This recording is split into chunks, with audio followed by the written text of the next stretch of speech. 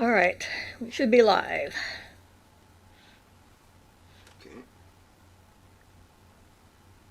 No thingy yet. Well, I see me, so that part's working. Ah, there it came. Hit refresh and it popped up.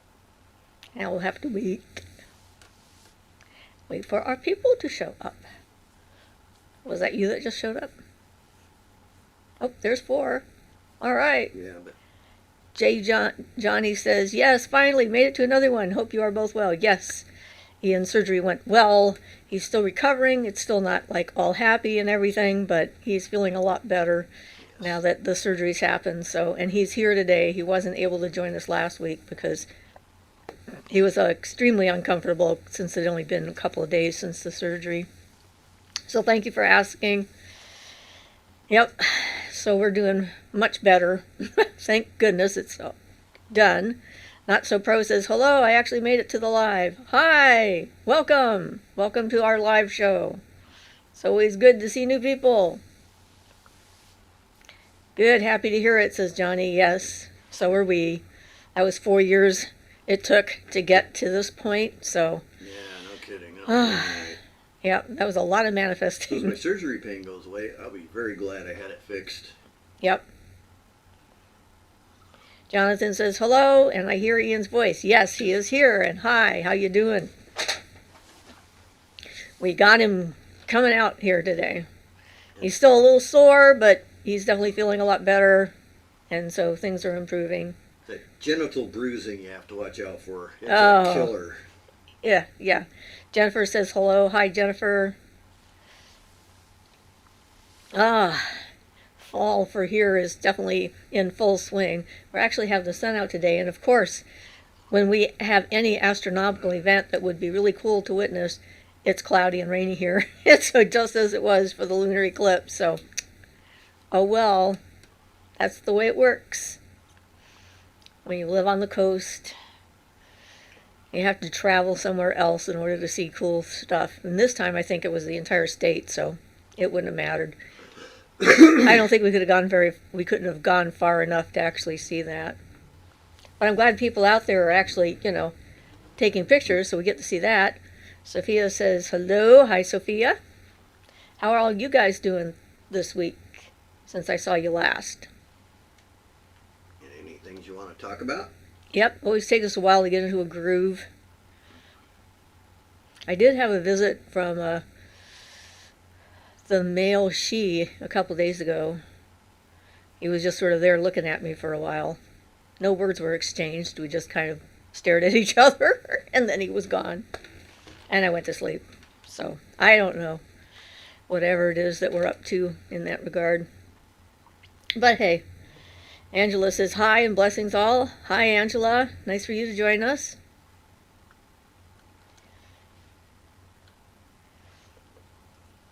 Oh, I see. I was confused there. Never mind. Jonathan says, this week I collected lucky beans from a coral tree. I decided to count how many I got, and there were exactly 100 seeds. X-Files theme plays in the background. That's pretty cool. I randomly made a 40-bead string because it seemed correct, then remembered Bardon might have mentioned it, looked it up, and Bardon says, make a 40-bead string. Yeah, mine is usually just a random number. I've just been tying knots in the string, so I tie 10 or 15 or 20, however. Tie 20 and do it twice to get my 40 repetitions or whatever. Yeah. Angela says, hi, how are you and how's your husband doing? I just got a permanent altar set up. Congratulations. It's always nice to have a permanent sacred space. And he's doing much better. I mean, he still has a little bit of healing to do. We see the doctor again on the 29th, I think, for his after-surgery checkup. But unless there's some kind of incident between now and then, we don't expect anything to happen. It'll just be, hey, how are you doing? And maybe find out what the heck he had an allergic reaction to at the beginning of the surgery, because we still don't know. Yeah. Wow. I would like to know.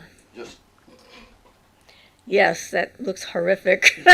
He's showing me one of his bruises. Bruising, not fun.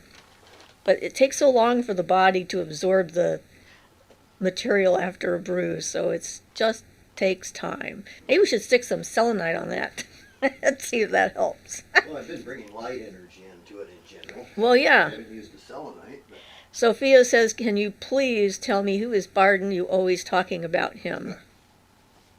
a Czechoslovakian magician who lived in, I believe, like the 1940s, so I'd have to look it up exactly, but he's considered to be a true initiate of the true White Brotherhood by his followers, of the true Brethren of Light. So, you know, everybody's looking for the so-called Illuminati or what have you. My belief is, and what he states in the book and what all of his students believe, is that he was a real one.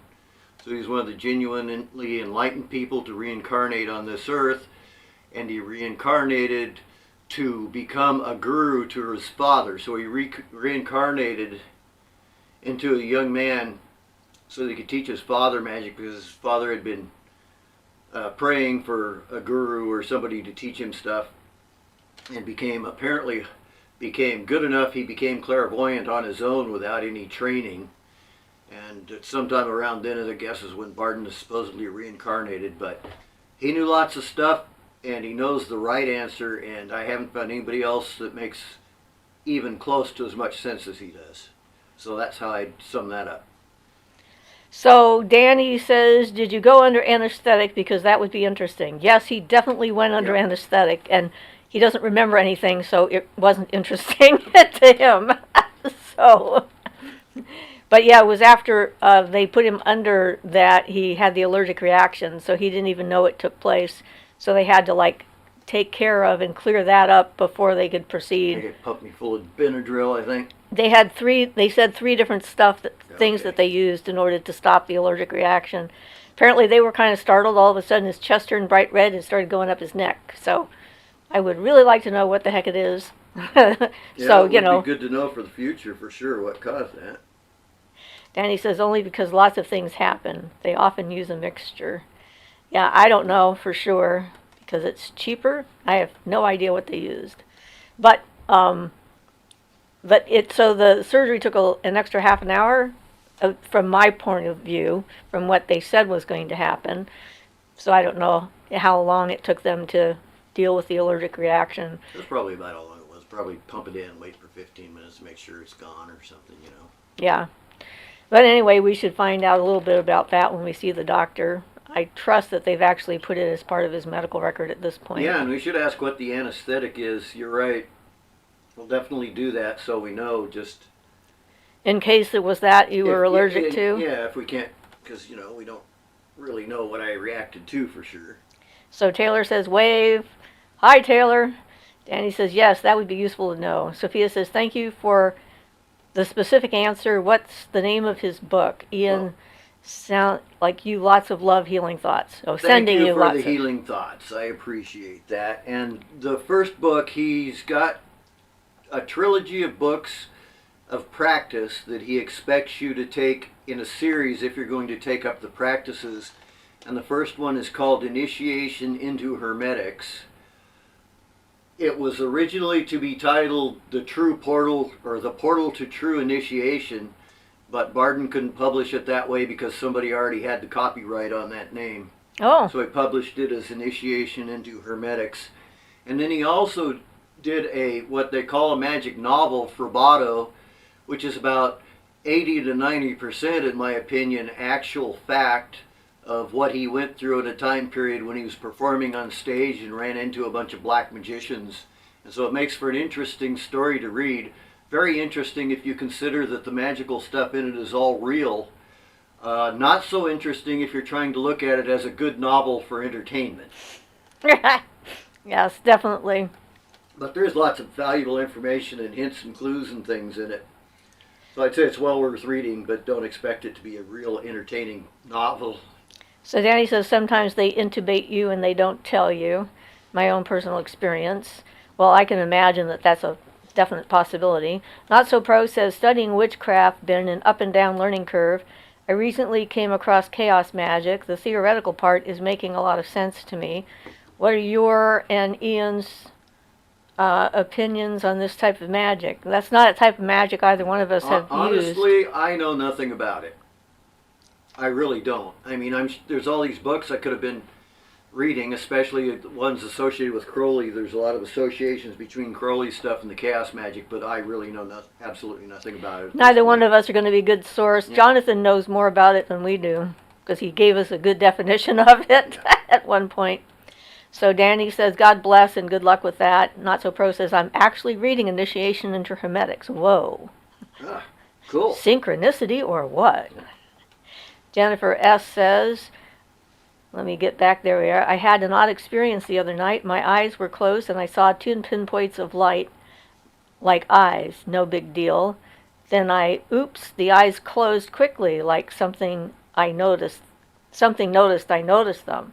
Well, we have like a light in our head, and it does various things. Right now, the light in my head will often make sort of like a blobbish kind of thing, so it has edges and stuff around it, and then in the middle is very, very bright, and then I'll start seeing things in that section.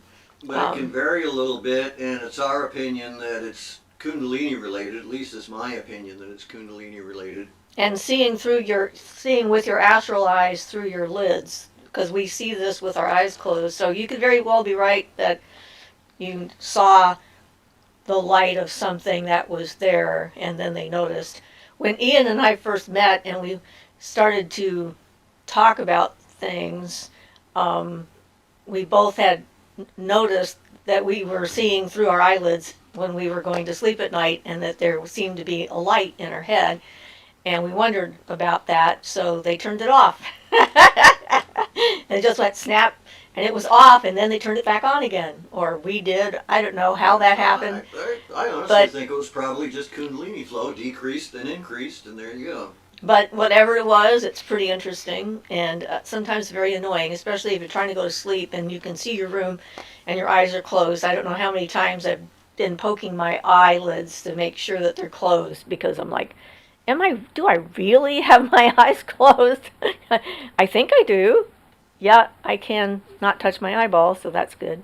Sometimes it's weirdly annoying when it keeps you awake. It is. But it's interesting. I think that's part of clairvoyance, the clairvoyant ability, the third eye opening up, and that kind of thing. It's all related to that. And certainly the Kundalini has a lot of effects when it comes to psychic abilities and that kind of thing. So a lot of lights. Lights are probably the most common thing. Lights in the head type of thing. I like the fact that I now have colors, and those are much more interesting than just plain old white.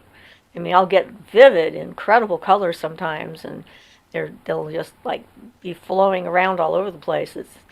And they know I like sparkles and things that are pretty, and so I get quite easily taken in by that, and then sometimes visions follow afterwards. It's interesting. So Jonathan says, thank you. I feel flattered. I don't like chaos magic. I believe it will end up hurting your possible potential by using it, but that's just me. I also don't like Kabbalah, but Ian does like it. I think it depends on the kind of Kabbalah that you're doing. Yeah, and I don't follow the Western Kabbalah so much, but I've taken Bardon's Kabbalah, and I've attributed it to the Tree of Life and used those associations.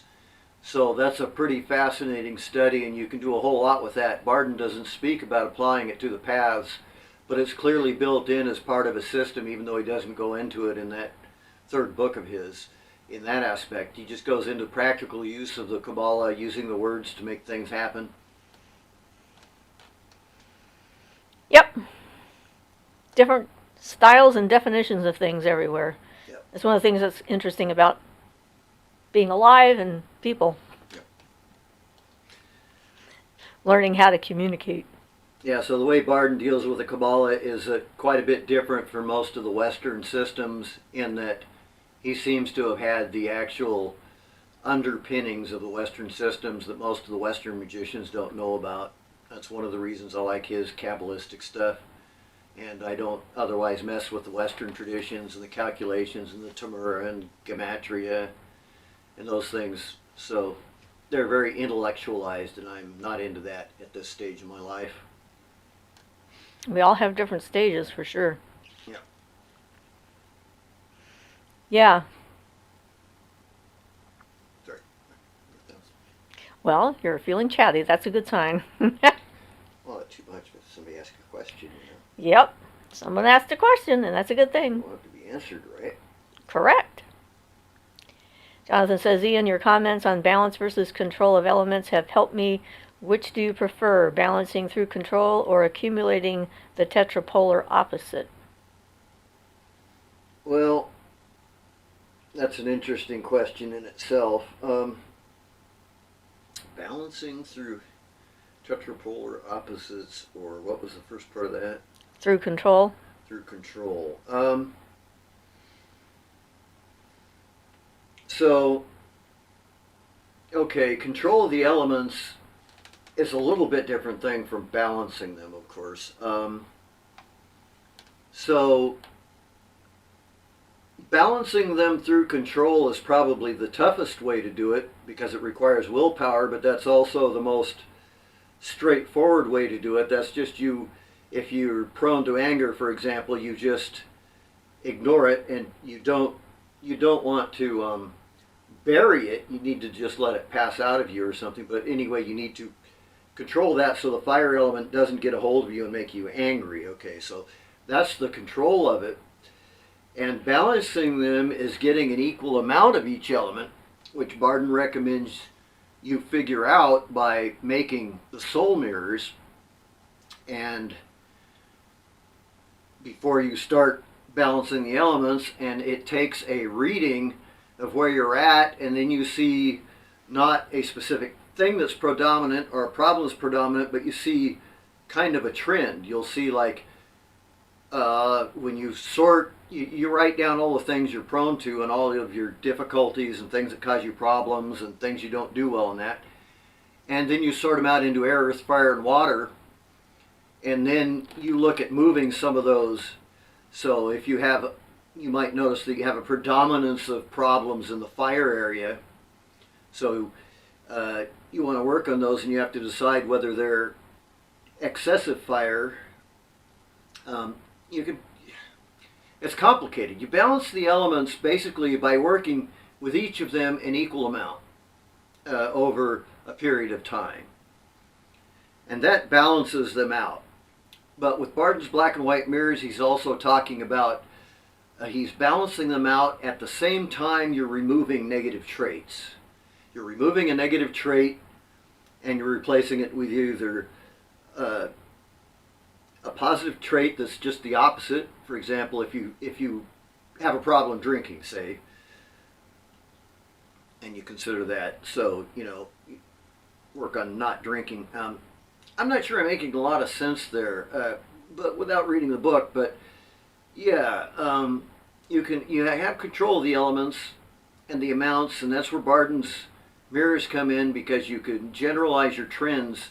You're not seeing just bad effects. You're trying to figure out what element you need the most work in, basically, and then you can tell from that. And doing it in other ways, you can get the same effect. So, like doing the shadow work and interpersonal psychological trauma work and that kind of thing, dealing with your own issues, whatever they might be, will help to naturally start to balance the elements within you, too. So you can do it from both ends. And generally, once you get a little farther in Bardon's book, then he goes into actually breathing the elements in and out, and you breathe them in and out certain ways and for a certain amount of time, and you do each element an equal amount of time. And that also is a way of making the elements equalized within you. So it's a process like everything else. Yeah. There's no straightforward answer to anything. I wish it was simple, but I'm still working on figuring out the elements properly, because there's a lot to it. So Sophia says, Siofra, you know your name is from the Bible? And I said, and my answer is no. I thought it was Irish for elf. I don't know the Bible that well, since it's not a book that I'm particularly interested in studying at this point. So yeah, interesting, but whatever. Violet says, hi Violet. Sophia says she was the wife of Moses. Siofra? I don't remember that. Anyway. Gary says, hello from Loretta and Gary. Our eclipse was cloudy too, but we definitely felt the energy at 3 a.m., so good to see you both. Hi, you guys. Glad to see that you could join us. I wanted to add one little thing to Jonathan's question because I realized it didn't address the last part of that. I tried accumulating the tetrapolar opposite to balance them for years and years and never had much success. It always seemed to go back because, especially when you're working in the astral body, your character needs to change in order to hold those elements steady. So, though I tried accumulating the tetrapolar opposite, that would be good for short period, like for like a day or two, to get yourself in balance for like a day or two. But yeah, it won't hold unless you do the balancing of your personality elements with it. Sorry. Okay. Enough about that. Violet says, Ian, that is awesome about balancing the elements. And I write too much air. Jonathan says, Ian, I missed you. Thank you. Last week, someone here mentioned counteracting an overabundance of water by accumulating fire, which I thought was interesting. It does make some sense. Yeah, but then you get fire and water reacting in you at the same time with exaggerated activity. And if you do that, then you're overstressing those aspects of your body, and you'll get various problems from that also. Then you'd have two that were high and two that were low. So my preference would always be to take the peak down. I guess it's kind of the same thing. I'm sorry, I'm not so clear today to myself. That's okay. Jennifer says Moses' wife was named Sopira. Okay, just not Siofra. There's a lot of languages out there. Violet says, I honestly do not know how to stop writing. Overabundance of error. I have a little bit of the opposite, a little bit of a lack of error still, so I'm working on that. Yeah. Violet says, you're awesome, Ian. Good to have you back. I think she meant that, not goof. Don't you just love typing and spelling, spell check, all that kind of stuff, yeah. But goofy is good too, Goofy is a good balance for serious. Sometimes I am, for sure. That's right. Goofy.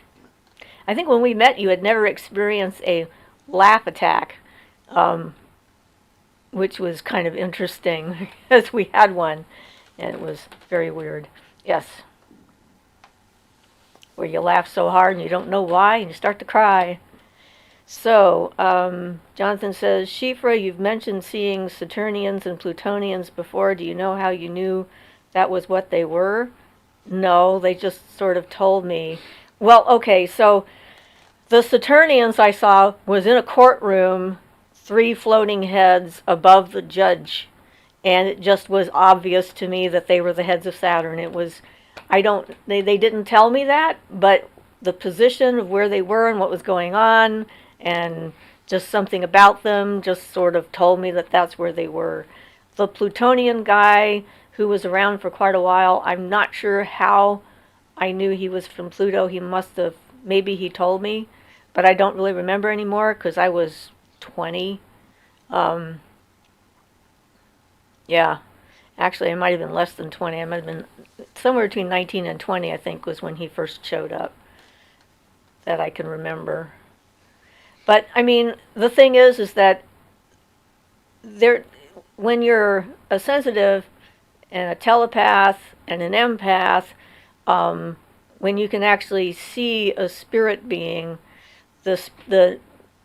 its nature, the way it looks, how it feels, sort of gives you information. It just sort of is a part of, like, the understanding that you have when you see them. Which is why it's difficult if you have those skills for a spirit to lie to you. Not that some of them can't try. So, Not So Pro says, when you first started your journey, how did you start studying magic?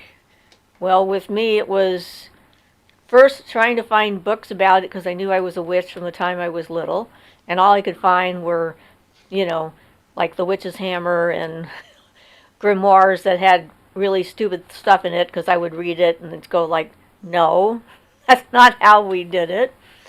And then I found Edgar Casey, who was very interesting and kind of mind-blowing, just sort of opening up to the idea of being able to remember past lives and connections and being able to sense things that were beyond ordinary everyday intellect like he did. I found Bonowitz's book, Real Magic, and that was another one. Sybil Leek's book, Diary of a Witch. She was the first public witch that I ever saw, like on television, so that was pretty exciting because I was like, oh yeah, I'm a witch too. Can I learn more? But most of it was like being in nature and just seeing spirits and connecting with everything that was out there. Was, the world was my teacher pretty much, and the spirits I encountered. I had some spirit teachers that gave me exercises to do when I was little every night before I went to bed. Then a voice would come in my head and give me an exercise to do, like breathing up my spine and things of that nature. So I don't think I'm typical when it comes to finding the path. Starhawk's book in the 80s, when it first came out, was definitely an important moment in my development, because then I discovered that there was a lot more witches out there than I thought. And I felt like I'd begun finding a community of like-minded individuals. And I met Starhawk in Santa Cruz Mountains in, I think, 87 maybe, somewhere around there. I went to one of her weekend workshops, which was definitely a marvelous experience. So it's sort of an organic process with me. Vanessa says, hi, I didn't get the notification. Sorry for being late. Violet says, YouTube used to notify me too and just quit one day. I'm always accidentally late. I never mean to be disrespectful. I think she is gold. We are here. Hi, Vanessa. Gold is glad. Yes. Shay says hello. Hi, Shay. Adam says, question, what spiritual realms have you astral traveled to, and what are your favorite ones and why? What exactly did you encounter that made it your favorites, and which spirit guides you met? I've met a lot of different spirits, so I don't know that I had a favorite one. I had a friend who was very attracted to the Venusian sphere, which I thought was probably a bad idea because he spent way too much time there. And I don't really think I had a favorite astral place. I mean, been to a bunch of different spots. My own astral temple is probably the one I go to most often, and it changes as I change, which is always interesting to see how it's transformed itself based on new experiences and stuff. My own personal spirit guide's been with me since I was little, and she's definitely always been my favorite. I feel very comfortable around her. The angels that I've met here and there, and the nature spirits that I've met. I've got 2 angels, guardian angels, that have been with me since I was little. We don't interact much. They just know that they're there. They tried to comfort me for what I was going through with my childhood. They couldn't do anything about it, but, they wanted to know that they were there, kind of thing. So, yeah, I don't really have a specific realm I would travel to in particular. I've stumbled into a bunch of different ones here and there. It's not... Yeah, it's like going out and visiting the world. It's such a big place, You can get anywhere, but you have to narrow it down a little bit.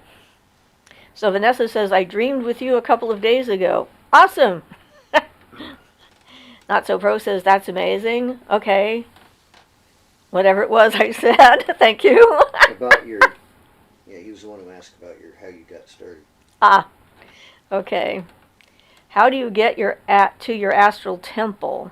Well, you travel to the astral realm and build it yourself. I mean, you make it. I did a video on making your astral temple where I go through the whole process of what I did, what I found, what it meant to me, and how you can use an astral temple. We call it an astral temple, but it's more of a mental plane thing. Yeah, it's basically a visualization process. and you can use that as a safety a safe space from which to jump through to other places, like travel into the elemental kingdoms, or encounter a spirit guide who comes in to talk to you, or just to see your own, inner space and what it looks like, your inner landscape, which, like I said, can change depending. So it's one of the basic things that they usually teach in beginners classes, the idea of it, but then the doing of it is different than the idea of it. So you get to it in your mind. So Adam says, does all spirits have a light and dark aspect, or some of them have one aspect? If so, why? Well, things aren't just light and dark, so I think that's a limiting question to start with. Yeah, they're like people. They vary so individually and over a huge range. And then dark aspects really depend upon your definition of what that means. Well, that's true too. And, yeah, so I really don't know that there is a good answer to that question the way it's phrased. Not So Pro says, do you or Ian have any negative experiences in the astral realm? Well, I had some interesting ones. One simple one that I'll mention is there's a Golden Dawn method of astral travel where you look at the symbol of the element. So if you're looking at the symbol of the earth, it would be a yellow square on a purple background. And then you gaze at that for a while, and then you gaze at a clear piece of paper, and you can see the correct color for the door and stuff, and you travel through that. So you use that as an entrance into the astral. And I learned why they do it that way, because if you make the doorway the same color as the element, you can't see to get where it is to get back out of the element once you've gone into it. So their countercharged color scheme works really well. It's method to their madness. And we have a video on the tatwas. That's actually, those symbols are called the tatwas from India that they used. And so if you want to know more about that, you can watch that video, and we go through, I show you the tatwas we have and talk about it and how to use them and that kind of thing. And for Angela, I agree. Magic has no color. Really. Yeah. It's all how you use it entirely. And let me think. I don't really think I've had any negative experiences in the astral realm. I accidentally tapped into seeing all of the various different telepathic networks, magical networks that were around the planet, and I was like above them, I guess, like not in one of them, so I wasn't like part of one. I was just seeing them all, like I was floating above the planet when I saw it. And it attracted the attention of the Golden Dawn because I apparently saw their network, and somebody noticed. And so a member of the Golden Dawn appeared in my bedroom, had to check me out, looked at me and thought, yeah, right, I don't think so. I have to worry about this person, and then left, which I thought was hysterical. But that wasn't really a negative experience. That was just sort of okay, there are sometimes trips that you trip little alarms or something that you don't know are there, and someone who's actually doing it knows, oh, hey, there's somebody here who's not supposed to be. So, yeah. But I stopped reading all the books by Eckankar because they had so many warnings and dangers and stuff like that in there. I did have, I guess it wasn't really a negative experience, but I didn't know exactly what was going on. I was out of my body once, and I saw this very strange looking creature thing floating above my body. And it was part of a strange storyline that my first husband was getting us into, I think. And I didn't know what it was, and I decided if it was out there, I wasn't going to be. So I went back into my body and went back in so I couldn't see it. But it never did anything. I think it was probably a thought form, and I didn't understand quite yet what it was. So I don't think it was actually a spirit being. I think it was just a thought form from the story that he kept telling me. So yeah, you got to watch out what you put in your head. You never know when it's going to come out in unexpected ways. Angela says magic has no color. The user colors it, in my opinion. Yes, with their use and intent, absolutely.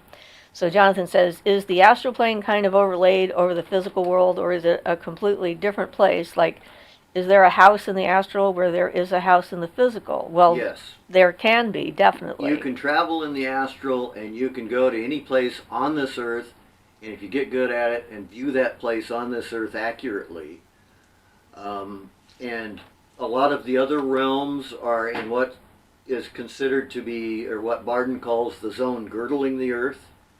So to get to those, you go straight up. You leave the earth and go straight up until you arrive there. It's one of his methods for astral and mental travel. There are some astral planes that I've fallen into that aren't connected to any physical place, like the place where, you know, the comic book writers and the superheroes and villains were figuring out their things. And things. So there's lots of other stuff besides the stuff on this earth, but you can travel astrally and see things. And certainly when I do my long distance healing kind of stuff, that's you know, I'm heading on this plane through the astral or the mental plane or whatever in order to do what I do. So Adam says, oh, I mean that if a spirit exists as a higher vibrational being, can they lower their vibration and exist as a lower vibrational being, or vice versa, or are some only limited to their current state? All right, so Moida is my spirit guide. She is a higher vibrational being. She is like in a place at this point where reincarnation can't happen because she has gone through the barriers in the spirit world that separates the parts where we reincarnate and the parts where we don't. However, that doesn't stop her from being able to come back and communicate with me. So yeah, higher beings can go down to a lower level, but they won't want to live there. Sorry to interrupt. Continue. Makes my brain go, sorry. Ah! I'm sorry. I'm trying to get to a point. Where was I going? A piece. I wasn't trying to interrupt. So when she would come into my body and I would channel her, I would like move aside and allow her space in, and she would have to, in a sense, lower her vibration a little bit to be able to interact with my brain and my body, and focus and concentrate that.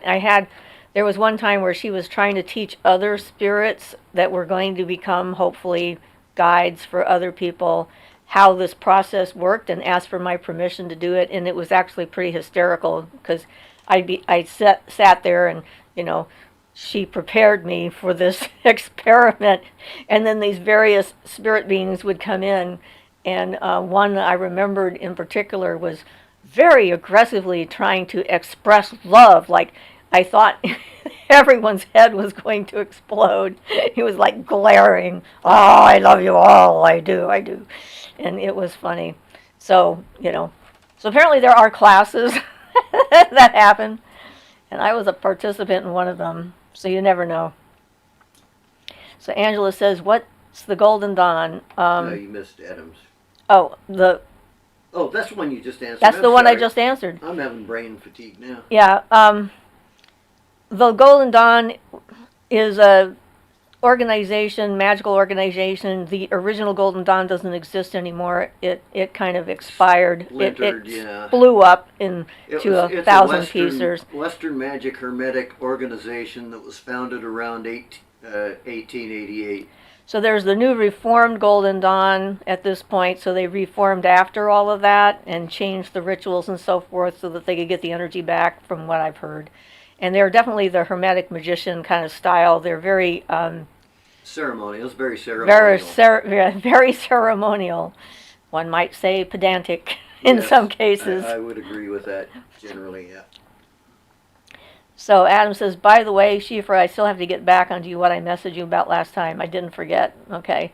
Sophia says, I've mixed up. Siofra was a Hebrew midwife in Egypt there who say she was Moses' mother, and by the Kabbalah, it's a schismatic person. Charismatic. Thank you.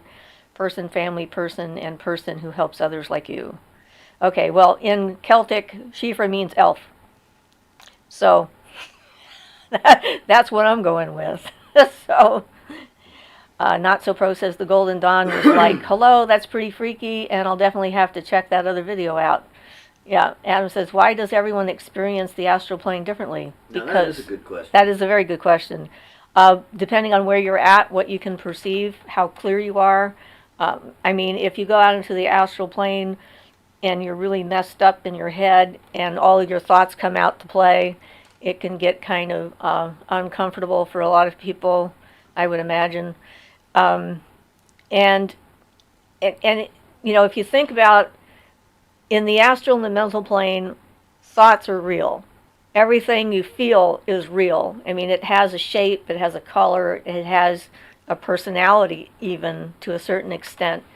And so if you're going to be in a place where all those things can be perceived, it's extremely important, if you want to be able to get the most out of it, to be as clear in yourself as you can.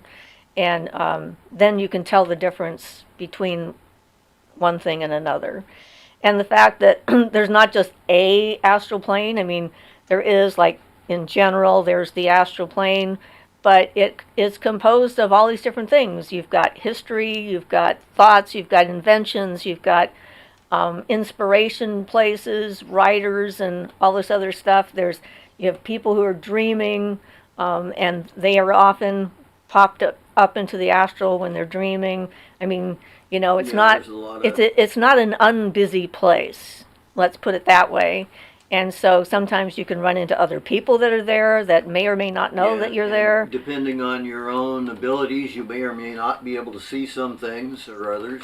Right, because your ability to see and experience things is limited by your perceptions of things. I mean, it's sort of hard to explain, and I'm sure there's lots of it I haven't seen. And by the way, the zone girdling the earth is the one that's equivalent to the astral plane. So if you want to relate that to Bardon stuff. And I guess the bottom line is everyone experiences it differently because everyone is different. And that's pretty much the explanation. Yep. Marcus says, hi guys, lots of love and light from London. Hi Marcus, thank you very much. Jonathan says, great answers, thank you. The planes make more sense to me now. Okay, awesome. Sophia says, did you have any connection with the pharaohs or ancient Egypt gods at astral realm or at all? Well, yes, I actually have some past lives that I remember from Egypt. Once as a priestess to Isis, and once, well, actually there were at least two that I was connected to Isis and so forth. And one time I was, well, what I remembered, there was actually human sacrifice involved in that particular life, which we didn't do, but the priests did. And it was a way to shorten the the doorway, or to open the doorway to the other side quickly, kind of thing. I didn't really care for remembering that, and I didn't really care for the effects of it. I was like a oracle for the pharaoh or something in that life, and there were like 3 or 4 of us, I think, because doing that wiped us out for 4 or 5 days at a time. So you didn't have any energy left to do anything. So that was kind of a weird experience. But then there was another one in the pyramids where I went through an initiation in a pyramid, and that was a different life. There may have been others as well that I don't really remember, but yeah. And I've always had a connection with the Egyptian gods. Anubis came to me in a dream and then took me into the underworld on his lap in the dream, which was very interesting. I've had connections with different deities here and there from several different pantheons. It seems like I connect with most of them, or a lot of them at any rate. Angela says, okay. Jill says, hi everyone. Hi Jill. And Paleka says, read the Bible. No. Should I? Not interested in reading the Bible. I mean, some people like it, and I think that's awesome. I've read it through 3 times, completely from beginning to end. I'll bet not many people have done that. Yeah, but I'm not a Christian, and so I have no impulse to read the Bible for that. And he reads it and finds out about the dark magical spells and curses and stuff that they were doing, and then tells me there's about a lot of black magic curses. a lot of black magic curses. And Jonathan says, read Bardon. Okay. Yep. So we're having a read thingamabobber. Adam says, how exactly do rituals work? I heard that it has to do with the subconscious. And Not I the think, Golden Dawn type. It goes a lot farther than that. Sorry. okay, so rituals have different purposes, and life rituals and things like that are basically to help us process events. So there's that kind of ritual. Those are like community rituals. They're about birth and marriage and death and transitions from, becoming a woman, becoming a man. They're things that collectively a group of people will go through in order to acknowledge a shift in energy. There's other rituals that people do to help transform themselves. And really, the reason why rituals are symbolic has to do with the unconscious and the subconscious, because that is the language of the unconscious, and it allows us to short circuit the intellect and get down into deeper places, and each ritual has a different purpose. I agree, but there's so much more to it than the subconscious stuff. If you're doing it right and look at the Golden Dawn stuff, then you're moving energy, you're flowing energy through your body, out through your wand, different planetary energies. So, yeah. Okay, so Palika, this is a place to accept everybody for where they're at, and if you are a worshiper of Jesus, that's perfectly fine with me. But it's not a place for proselytizing your particular set of beliefs. And if that's not okay with you, then you don't have to be here. So Jill says, hi, Jonathan. Violet says, K. Zach says, Jesus and Krishna are cool as heck. They're very similar in some ways, although Krishna just didn't want to be born. I just thought it was so weird. Nicer color, though. Well, blue is a good color, yeah. Not So Pro says, so what do you guys do on your day-to-day? Like, what's a day in the life of a master witch? Day in the life of a master witch is like everyone else's day, except more aware of what's going on around me. I guess I would say that. I mean, it's not like we're anything special as far as like we're not doing magic classes and rituals. However, 10 times a day. But we should think about this, because we were having this talk with Jonathan. He was wondering why a few talks ago why we weren't doing more ritual stuff, but I do about more spell work was what he said.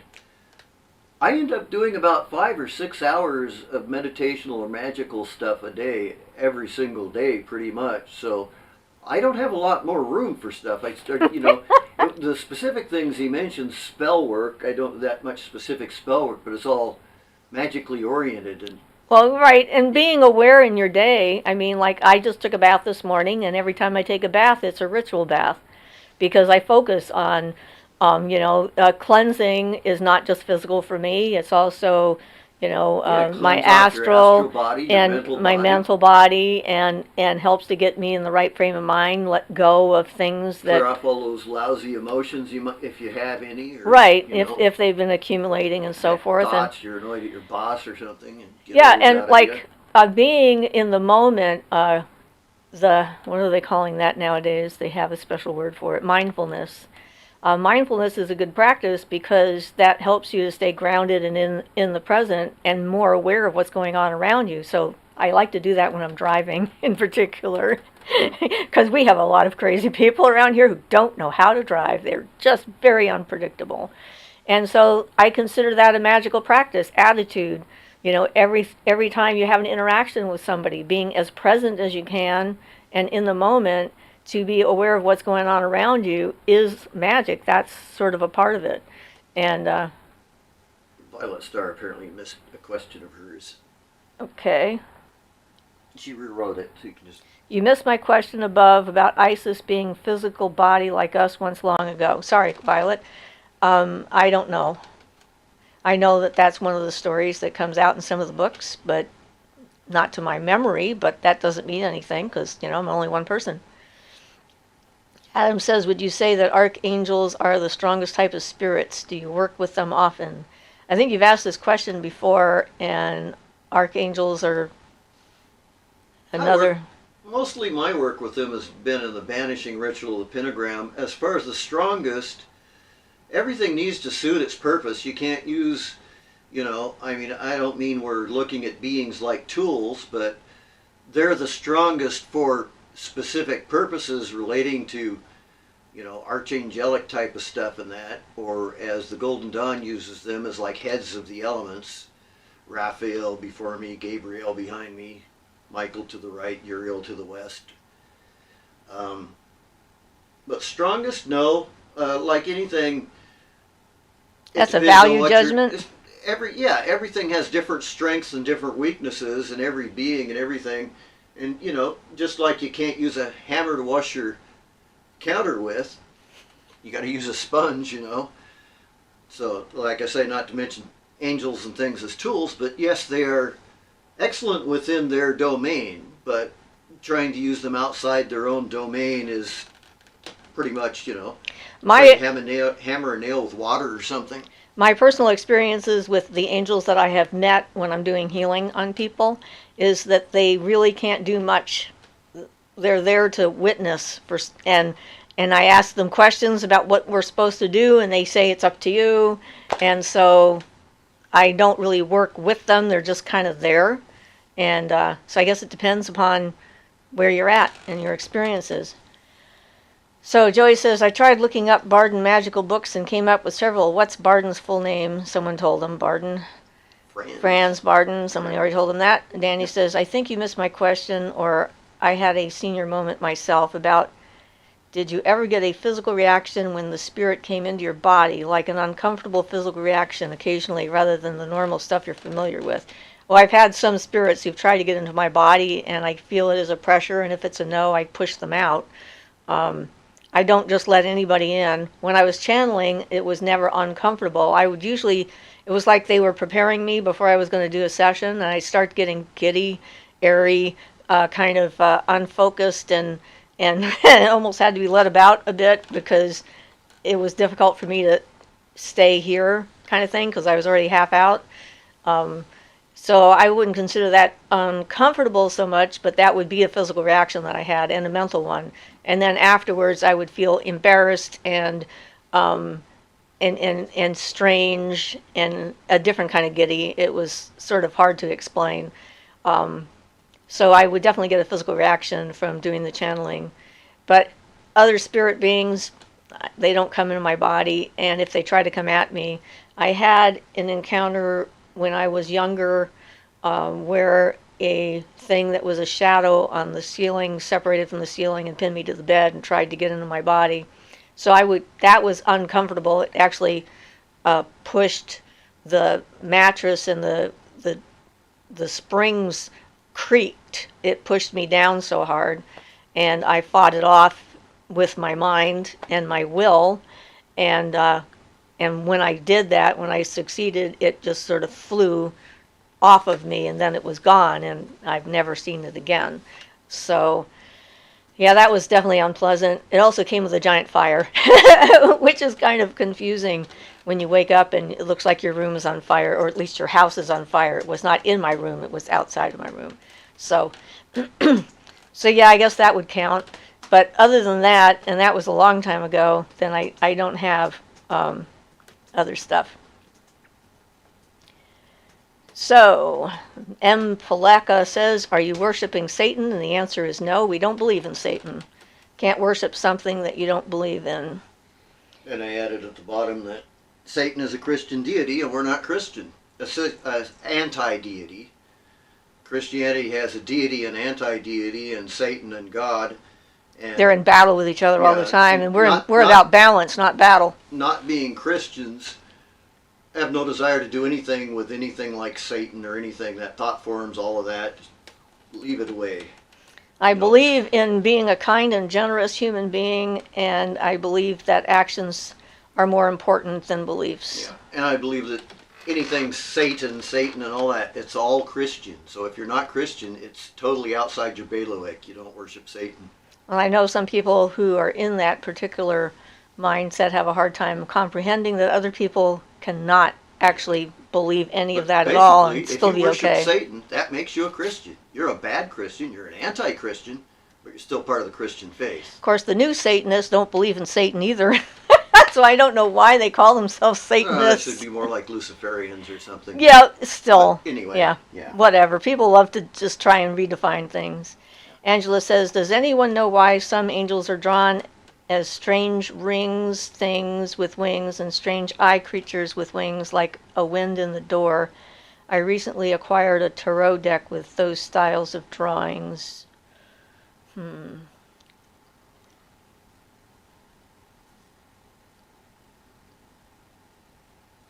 I don't know. Maybe it's just how somebody sees them. I mean, wings are one of the things that I see with them, and lights and stuff like that, but I have no clue. Everyone's imagination is different. Violet says, what in your experience was it to be a priestess to Isis? Was she a god form or a real person? She was a goddess form, not a real person. Angela says, they are strangely beautiful. Where did that portrayal come from? I would ask the artist. I don't know. Adam, have you ever read anything by Aisha Dion? She has some extremely complex theory on the origins of the universe and the origin creator gods from 950 billion years ago. It's very interesting. But I don't know how true any of her work is. Well, I'm thinking that 950 billion years ago, the universe didn't exist. The age of the universe is younger than that, so sounds like it's probably not accurate. If she got that wrong. I don't know. People come up with all kinds of stuff. Danny says, thanks, great analogy with the hammer and sponge, by the way. Thank you. I like it. You're welcome. Adam says, oh, we did that part. Jonathan says, Palika, do you have a moment for me to tell you about our Lord and Savior, the Dark Lord Cthulhu? That would be Lovecraft. Yep. They like to bring him up. I think the octopuses are like a member of his cult, you know. It's like because they got the 8 arms and everything. And there's some theory that they come from Mars or some alien world or whatever, and they're not actually from here, according to some scientists, supposedly. So who knows? Maybe they're from ancient times. We can come up with anything. Sophia says, what's the way to remember past lives? I never tried to remember them specifically in the beginning. I mean, after I remembered a whole bunch of them, if I felt a reason to remember them, then I would go in and do it. There's stuff that you can get, past life regression techniques, which is a self-hypnosis process. It's best to do that with someone, with a guide who actually takes you through that. So in case something goes awry, and they can get you out of trouble. If you get into trouble, like get stuck and don't know where to go from there, or don't know how to get back, or what have you. But I don't really necessarily recommend people just willy-nilly try and remember a bunch of past lives, because it can bring up some very uncomfortable stuff. Think about if you had repressed memories from this life, like when you were a child, you were seriously abused or tortured, or some horrific experience happened to you, and you had blocked that completely from your mind so that you could move on because it was a self-defense mechanism, and then someone forced you to remember it when you weren't ready for it. It could be like that, and not something... Yeah, it could be like undergoing a whole new traumatic experience in this lifetime, as if you just undergone it. Right. Danny says, exactly what I meant, the deep trance thing. Thanks for explaining and sharing. The giddiness, I understand. Well, I'm not a trance medium. I'm a medium, but not a trance medium. I mean, I was always conscious when she was in me, so I got to actually participate and hear the words and the energy and experience the energy, which was the main purpose that she said she was here for, was to share that energy so people would know it, when they would recognize it when they encountered it again out in the world. She could bring a whole room up to a completely different level just by being in the room. It was pretty interesting. Violet says, you missed it again. Missed what again? Okay. You'll have to tell me again. I want to know if Isis was a real person to you when you were priestess to her, or was she a god form? I think I answered that. She was a god form, not a real person. That's all I can say about that. Jonathan says, Palika, I need you to practice being respectful of this community, please. Thank you, Jonathan. Bep says, I eat Satan for dinner. Spelled rather entertainingly. Adam says, sorry, I meant to say Aishayana Dion, not Ayesha Diane, my mistake. I still haven't read her, though, so Yeah, thank you. Violet says, Isis, thank you. Do you believe in Baal and Isabella, Jezebel?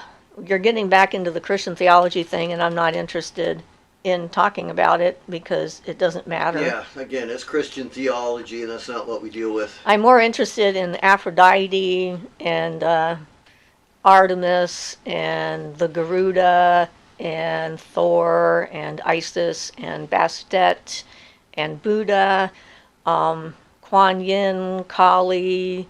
I can't forget Kali. Yeah, I can't forget Kali. She'd be pissed. She'd go like, wait a minute, you forgot me. I mean, there's a lot more deities out there that I find a heck of a lot more interesting and valuable to me as a human to use as a Yeah. I don't know if those evolutionary I don't know if they're thing. out there. I wouldn't care to go looking for them to find out, so they can either, do whatever. So Violet says, Moonfire says that Moses' wife was named Zephora. I think we heard that before. Violet says that Palika, Siofra, and Ian aren't into the dark stuff, but they do have answers. And Adam says, yes, Violet, that is correct. I made a mistake. All right, Violet says, I learned of her through Carrie Cassidy and Project Camelot. She interviews whistleblower testimony. So we're going to stop that conversation altogether. There was one more comment that I was held and I let through, but if we get to the point where comments are being held because of their religiosity, we better change the subject a little bit on that. Right. Moonfire says Satan is a symbol of rebellion and freedom. No need to eat him for dinner, unlike Jesus, who Catholics devour regularly. Yeah. So we don't we don't need to talk about that anymore. It's starting to get too religious, and it's starting to make me have to approve the posts. So. Right. So we can talk about all sorts of other things. Danny says trance mediumship can get pretty yucky if you are a physical medium of sorts. Cheers. Yeah. No kidding. And I didn't like the idea of missing out on half of my life. I mean, a trance medium traditionally doesn't remember anything at all. And that way, if something happened that I wouldn't approve of or didn't want to participate in, I wouldn't be able to stop it. So having control over what was going on potentially and being able to step in and say, that's it, stop, was important to me. And because I did have a couple of experiences that sort of made me go like, oh, okay, yeah, that's not happening. Like when it first started, and I suddenly could hear spirits, and they were all yelling and crying and wanting help and had important messages to get through and so forth. It was extremely overwhelming and very confusing and unpleasant, to say the least. So, yeah. So Danny says, what is the Garuda? Indian mysticism? The Garuda is an Indian god, Hindu god. Of protection, yes. Of protection. He's a giant bird. Eagle. Sorry. Why don't you go get him and bring him over and let me show him? I have a Garuda on my altar over here. And, okay, so this is a representation of Garuda. He has like arms and legs, so he's not just bird in this particular representation. And his wings are coming out the back. I have another version of him in my bedroom. He's an enemy of snakes, the Naga people, and he wasn't originally a god form. He's a protector. He protects his followers, and is a very fierce protector, and he is Vishnu's ride, let's say. He's his mount. And so the god Vishnu rides on his back, sometimes with his wife, sometimes by himself. And so, yeah. He's got some cool stories and whatnot, and he decided he wanted to be our protector, so we actually work with Garuda on a regular basis. Angela says, I love all pantheons. Gaia is amazing, and Kali is fascinating. Sophia says, Baal and Isvel are from the Talmud Babli, not Christianity, more like from Hebrew source. So, got enough of them to deal with. Not looking for more. There's Millions. Well, if they're negative, we're not interested in them. Well, yeah, especially. Gary says, do you do hand fasting ceremonies? Yes, I do. And legal ceremonies, too, at the same time. It's amazing. I am a minister on the internet, so I can do it. And I've married several people in my area, and it's kind of fun. I rather enjoy it. Ian and I had our own hand fasting ceremony, and we got our one from The Rite of the Crystal Well, the first book, I think, Yeah. and really liked it a lot. And so we did that one for ourselves, and it was lots of fun. But we are also legally married, so there's different kinds of ceremonies. Like some hand fasting ceremonies people will do for like a year or for 2 years or a specific period of time and not have it legally binding, just to make a commitment to being in a relationship with each other. And then other people do it as a legally binding ceremony, like a marriage, a different kind of marriage ceremony. So Not So Pro says, what's your daily life like? Do you guys practice magic every day? Do you have certain things you do at certain hours? No. I think we answered this question earlier, but you probably weren't on yet. Just above, you missed one by Jonathan. Oh, sorry. Jonathan says, Siofra, I'd already decided I will not read David's books, but thank you for referencing them for muesli information last week. Well, I can tell you from reading his books, since they were about me, very weird. And I remembered I made a mistake. The place that I remembered when I was born was not muesli. It didn't have a name. So muesli happened later. So I needed to correct that. Sometimes there's so many things in my head, they get you get conflated. Yeah, that's like they gotta bubble up through all the other things. Well, yeah, it's like they get covered up with all kinds of other experiences and whatnot. So muesli, although that was another one of my lives, was not the place I described with the living stone and moonlight in the table and mirror to the spirit world where they talked to me and aura dancing and stuff like that. So that was different. So now the daily stuff, we're just regular people, except that we're more aware of what we're doing, I think. That's sort of how I look at it. It means more of our regular actions are actually magical actions, even though they're just our regular going about the day. Well, you know, like doing the dishes and cooking and all this other stuff, it's like it doesn't have to be always a focused intention kind of thing, but everything is magic to me. So breathing, air is magic. So not specific practices at this point. So Vanessa says, what practice would you recommend for reconnecting with spiritual abilities? Right. I figured that out. Let me get back. Let's see. I mean, when I was younger, it was easy and I could see all kinds of stuff. Okay. Now that is usually because when we're younger, not only do we have the lack of critical thinking, intellectually speaking, of rejecting stuff. Apparently, I need a lozenge.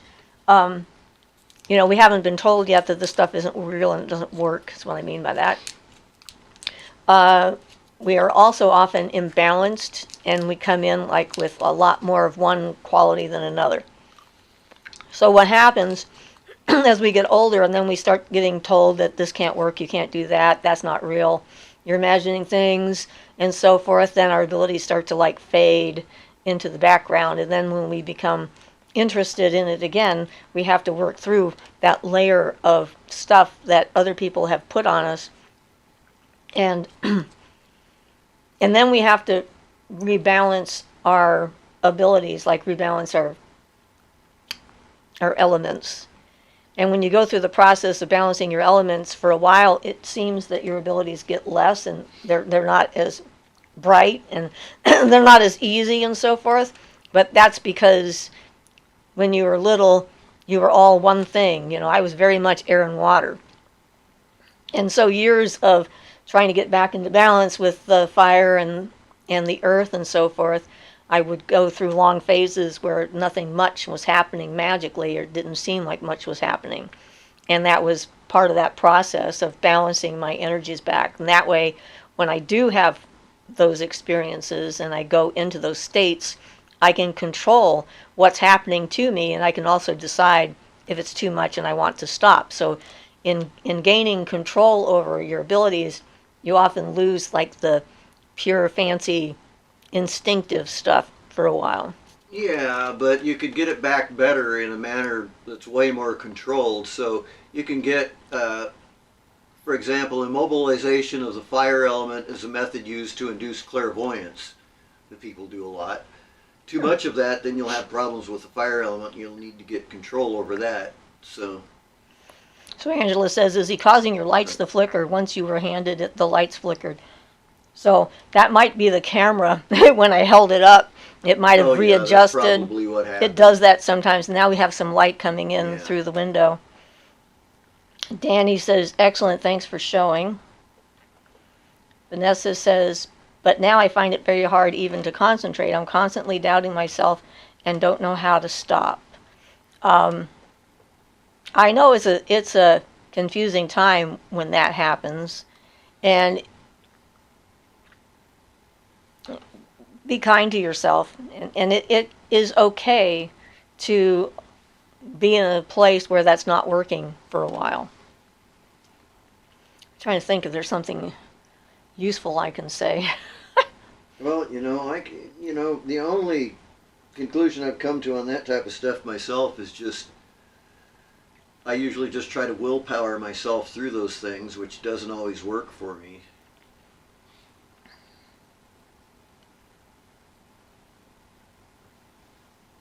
Well, you can take it out of the trying hard to concentrate and try to get yourself into a state of being, like being out in nature.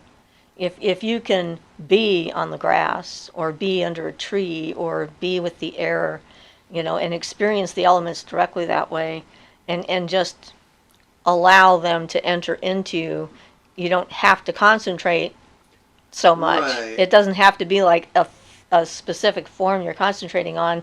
It can be just, being able to be within that space to let things happen. And that might help. Yeah, and a lot of times a big thing with concentration is removing exterior, even, we're talking thoughts type of interactions. Get yourself in a most calm, even, non-changing environment you can. Will help that to a certain extent, so you don't have anything else. And then, well, if you're in a relationship that's in a conflict situation, that makes it very difficult to concentrate. That's for sure. Yeah, absolutely. So, but the more you can be at ease, I find, the better the concentration, because a lot of it is, if you're having to keep out all these thoughts all the time, then you have to force your brain down to try to concentrate. But if you've trained yourself so that you only have a few of those thoughts arriving every now and then, there's that much less work to do, and you can put more of your energy on actually focusing. Yeah, and if the problem with concentration has to do with am I going to have enough money to pay my rent and buy food and stuff like that, it can be very difficult to let those things go. Because those are rather important things that we all have to figure out. So the Misty System says, your hair looks very pretty today, and I always learn a lot on your streams. Great, thank you. I did my little braids. So I just washed my hair. Sometimes I want to do braids, and they make my hair curly, but they don't stay curly for long. Vanessa says, I mean specifically on reopening my third eye. I mean, the nature thing is probably one of the best ways that I found for allowing my third eye to nourish itself. And keep attention on it. Even just having attention, being aware of your third eye when you look at things like that will gradually awaken it. You can put oil on your eye. Yeah, be careful when you use essential oil, because some of them are kind of harsh and they can burn your skin and so forth. So you want to have not like the pure essential oil, but mix it with some other carrier oil before you use it on your skin. But putting something there, doing that first thing in the morning or in the evening, whenever you want to focus on it, helps to actually focus your concentration in that area, and that can help with that. Yeah, back at a lot of the ceremonial groups use cinnamon oil. that type of thing on there, because then they can feel it. The cinnamon oil will burn on your forehead, but it keeps your attention centered there. That's why I'm saying be careful. Yep. So Angela says, what was your first reaction to seeing a portrayal of Kali for the first time? I ran into a portrayal of her the first time as a young child and was questioning why her tongue was out and giggling. I have a statue of Kali on my altar in my room, and one of the subject. she is definitely complicated. Symbolism. One of the things about Kali is that a lot of people are afraid of her because of the portrayal of the tongue, the death, the skulls, and all the other stuff that's associated with her. And so she's considered a dark goddess. And being comfortable with that kind of energy, with destruction, to make room for new growth, I think is an important thing for us to be able to do.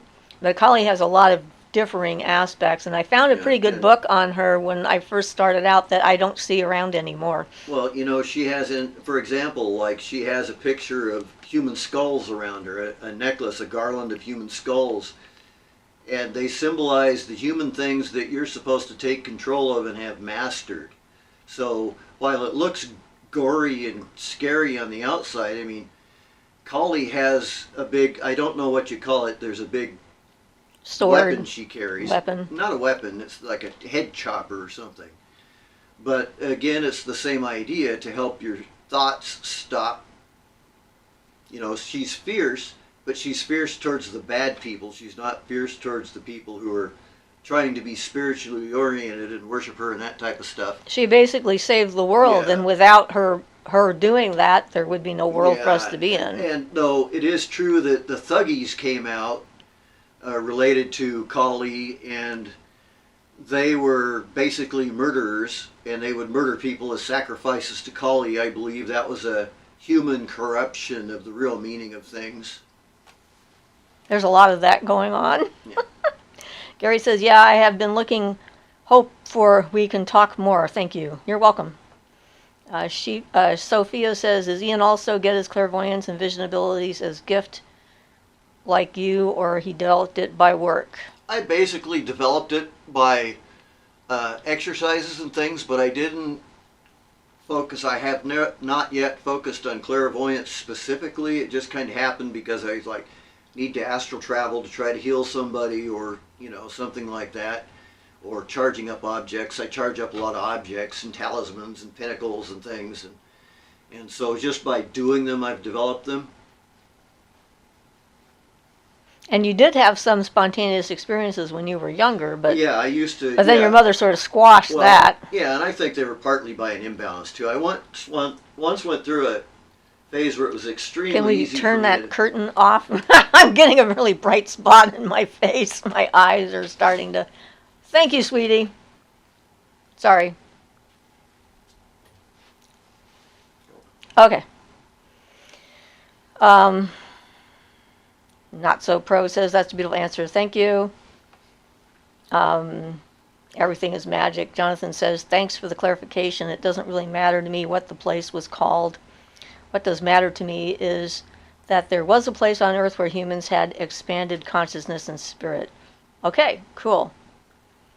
Shaned Morgan said, hi, Siofra. I've been watching your videos for a while. You've been helping me learn more things on my witchy path. I wanted to say thank you. You're welcome. That's why I do this, is to hopefully be helpful for some people. Just for the people who want to be helped by what I do. It's okay if other people don't want to watch me. I'm fine with that. Angela says, sometimes you try so hard you overwork yourself without realizing it. I find it's just relax and let things flow. Well, that's often the case. There's been a number of situations, like with Kundalini and stuff like that, that I've discovered, and if I just relax and don't try, then it moves. It's kind of interesting. So I think sometimes focus and concentration blocks things. It's sort of like holding it in place. You can't be aware. If you can quiet your thoughts and sit in true awareness, you will be enlightened. If you can sit in true awareness for, say, 10 or 15 minutes, but that's not so easy. But So, it's a goal. Jonathan says, yesterday I put on my swim shorts and went and jumped in a pond in the rain. Please, guys, revel in the natural world. It's amazing. Yay! I agree. Sophia says, a lavender oil is the only one you can put, not diluted. Yeah, it's pretty mild, lavender oil. Jane B says, do you have any advice for clairsentience regarding taking in others' negative emotions? Like how to get better at transmuting energy or putting up some sort of psychic shields? Okay, so I did a whole series of videos on psychic self-defense and being an empath. So you might want to watch some of those to get some more complete notions of what I'm talking about.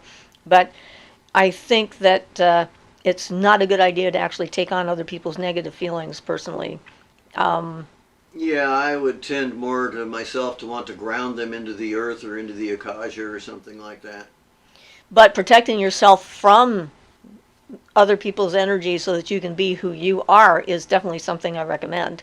And that's an important thing to do for yourself. I mean, we talked about going into the astral plane, and you have to be clear to be able to do that. So if you're carrying everyone else's stuff with you.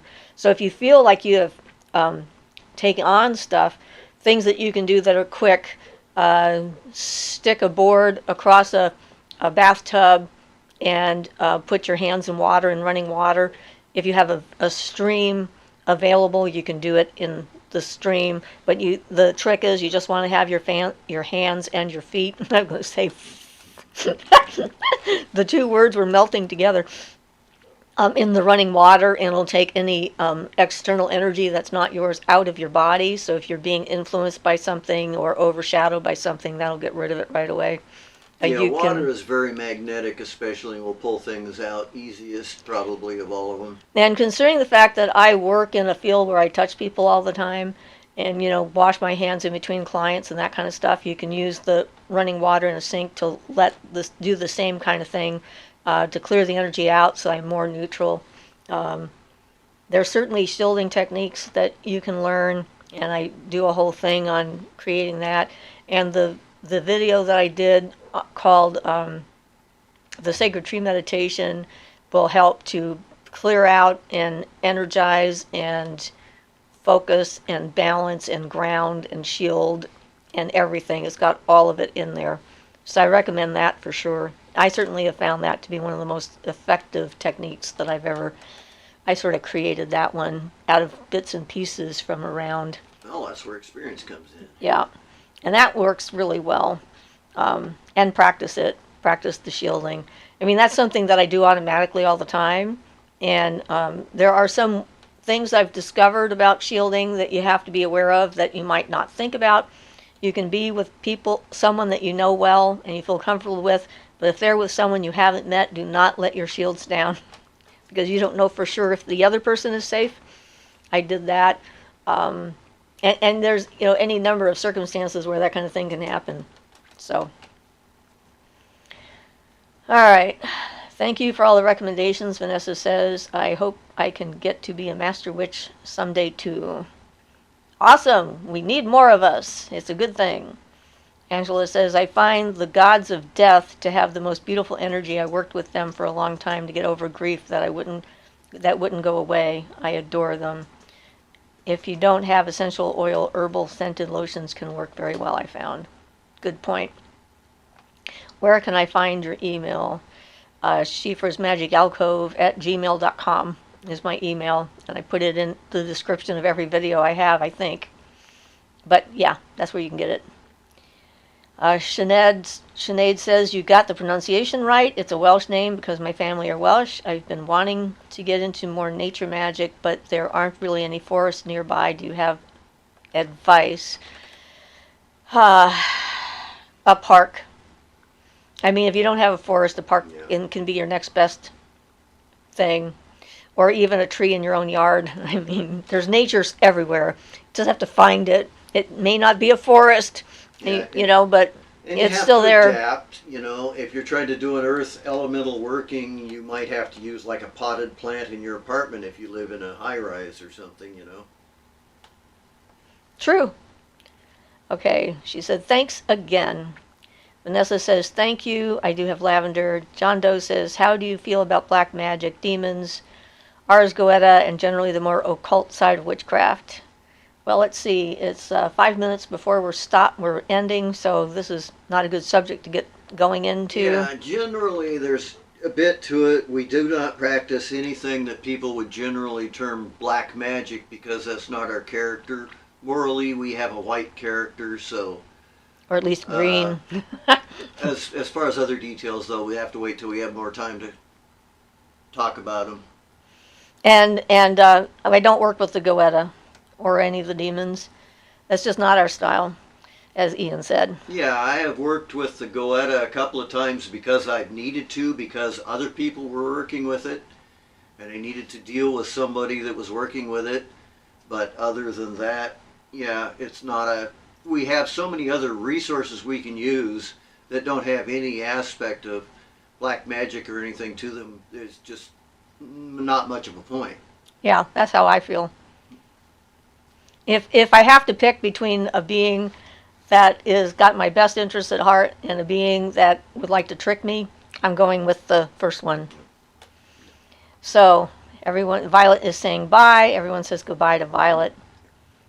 Sophia says, can you teach us, please, more meditations? I don't know. I mean, that's like the main one I use. I've got a couple of them. Well, yeah, up there. It's hard to narrow down, so you probably need a better idea, like meditations on a particular subject or something, we need to get a little more specific. Angela says, you can bring nature in, get shells and pots and plants, and give your altar natural things like rocks, sticks, shells, and dry flowers. True. Good point. Jane B, says, I will check out those videos. Thank you. I'm not trying to take on others' energy, and I am trying to get more familiar with my own. Good. Because I think that's the healthiest way to go. So Sinead says, thanks, Angela. I have rocks and seashells. Joey says, thanks, Siofra and Ian, blessed be. Angela says, not a problem. Making a potted garden to display them is always fun. Marcus says, I've lost Marcus. There we are. Night to you both. Stay safe. And the rest of you guys, thank you. Sophia says, Sophia, can you do us, please, a list of must-to-read recommend book at the community notes? Okay, I'll see what I can do. Gary says, thank you. I got to go. We will call you. Want to talk more? Peace, Loretta and Gary. Bye, Loretta and Gary. Joey says, and thanks to those who answered my earlier question on Bardon, much appreciated. Adam says, is it possible to pull somebody out of their astral body while they are asleep so both of them can meet in the astral, or does the astral body stay in your physical body once asleep? I think it's a possibility, but it's probably a very dangerous thing to do. And again, a subject too long to really discuss in the little time period we have left.